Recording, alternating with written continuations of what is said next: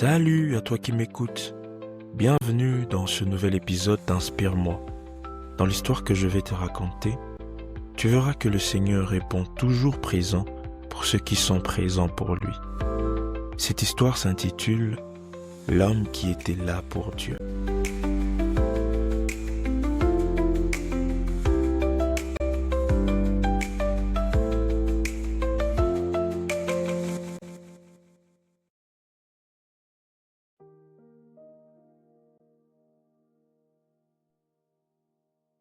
Il vivait dans un petit village un vieil homme appelé Jean. Il n'était ni riche, ni pauvre. Il n'avait pour vivre que sa modeste maison, son métier de menuisier et sa foi en Dieu. Pas de famille, presque pas d'amis, rien que des voisins et quelques connaissances qui étaient pour la plupart ses clients.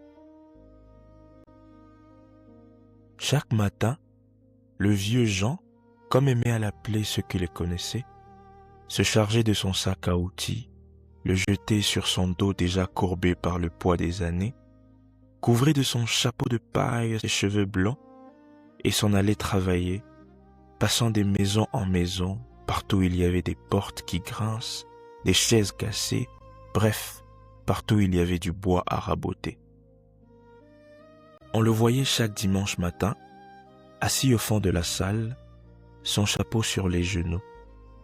Il ne manquait presque jamais la messe et était toujours parmi les premiers à arriver et les derniers à partir. Le vieux Jean, malgré son travail et son vieil âge qui supportait de moins en moins la marche, avait cependant une curieuse habitude que tous les villageois lui connaissaient depuis des années. Tous les jours, quand la cloche de la chapelle sonnait midi, le vieux Jean se rendait à la chapelle, traversait la porte et allait se jeter à genoux devant l'autel. Et pour la minute qu'il passait là, il ne disait qu'une seule phrase. « Jésus, je suis là. » Il se levait ensuite et repartait s'occuper de ses affaires. Et il répétait cet exercice tous les jours, excepté le dimanche. Au début, le curé et tous les villageois s'interrogeaient sur ce que pouvaient bien signifier ces façons. Pourquoi abandonner ses occupations, parcourir des longues distances et venir à la chapelle pour n'y passer qu'une petite et malheureuse minute et pour n'y prononcer qu'une minuscule insignifiante phrase comme « Jésus, je suis là ». Mais avec le temps, comme il est de nature, ils s'habituèrent. Tous les villageois savaient où trouver le vieux Jean à midi, de sorte que si quelqu'un avait besoin de lui et ne savait où le trouver, il n'avait qu'à attendre à midi devant la porte de la chapelle.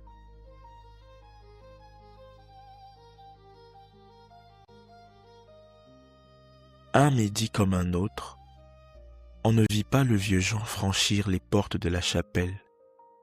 En effet, le matin de ce jour comme un autre, le vieux Jean, pris de fortes fièvres et d'effroyables maux de tête, avait été emmené à l'hôpital où il passa toute la matinée et où, au point du jour, quand les cloches de la chapelle sonnaient midi, il mourut.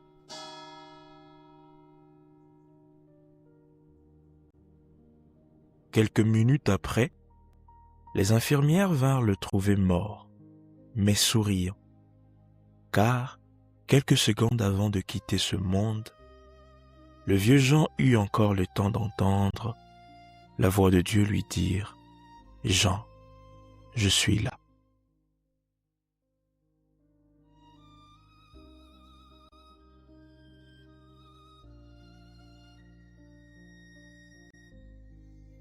Le temps consacré à chercher Dieu n'est jamais perdu. Même les paroles les plus simples prononcées en sa présence ont de la valeur, car le Seigneur se laisse toujours trouver par ceux qui le cherchent avec un cœur sincère.